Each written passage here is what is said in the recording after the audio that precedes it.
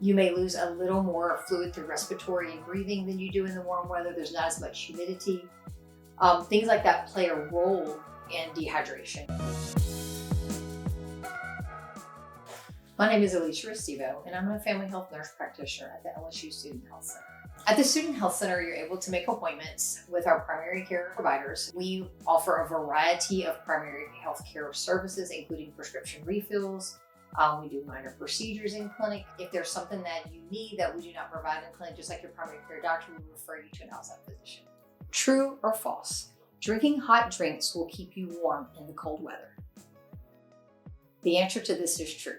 While drinking warm drinks, it will increase your core body temperature, which helps your entire body stay warmer in cold weather. True or false? It's easier to get dehydrated when you exercise in cold weather.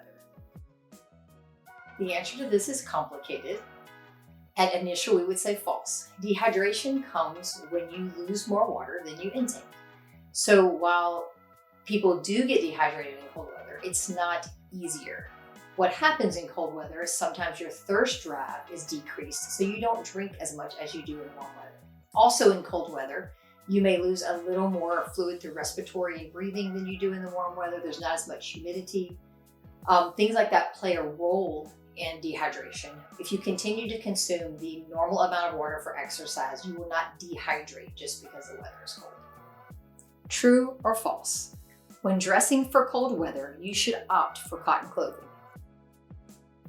The answer is false. Cotton clothing is a very poor insulator.